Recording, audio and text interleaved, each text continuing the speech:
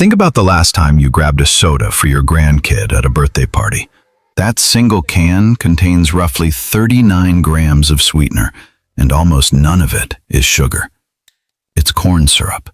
And the reason it's corn syrup instead of sugar isn't because it tastes better. It's because the US government made corn cheaper than sugar, on purpose. Here's how it happened, and why your family is still paying for it. Back in the early 1970s, Congress started heavily subsidizing corn farmers. At the same time, they put strict quotas on imported sugar, which kept the price of real sugar artificially high, about double the world price.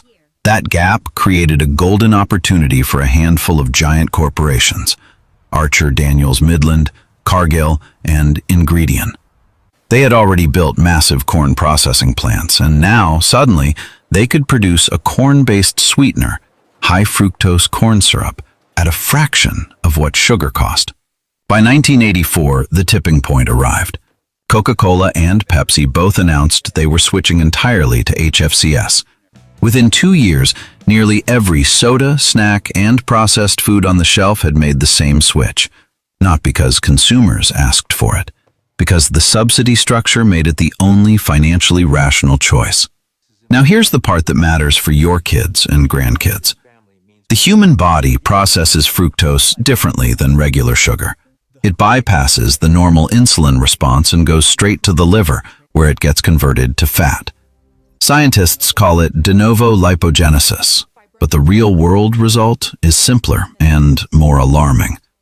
Between 1980 and today, the obesity rate among American adults went from around 13% to over 40%. Type 2 diabetes, which used to be called adult-onset diabetes, started appearing in teenagers. Non-alcoholic fatty liver disease, a condition doctors rarely saw before 1980, is now one of the most common liver conditions in the country. Who absorbed that cost? Not the corporations, not the USDA.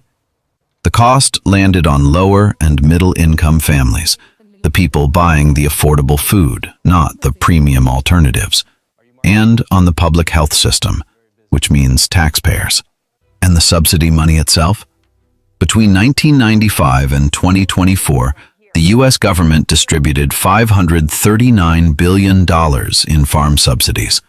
Corn claimed roughly 30% of that, about $161 billion, underwriting the exact corporations that profited most from the switch.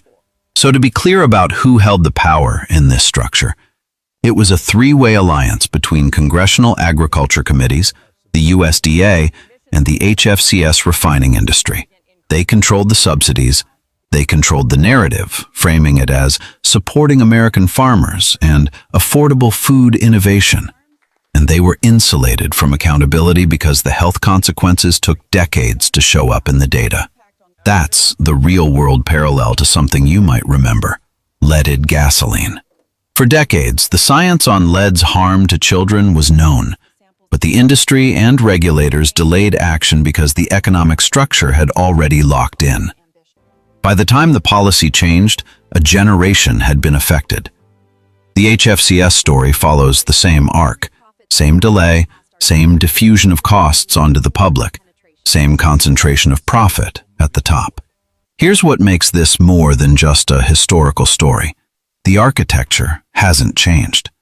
The subsidies still flow.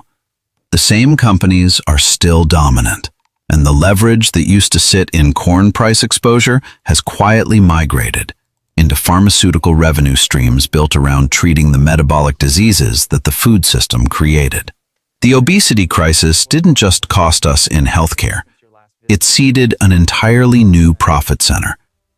So the next time you hear that processed food is affordable, it's worth asking, affordable for whom? And at what cost? Because what your family saves at the checkout line, you may be spending, compounded in insulin, statins, and liver medications 20 years from now. That's not an accident. That's a structure. And the structure is still running. Which part of this concerns you most?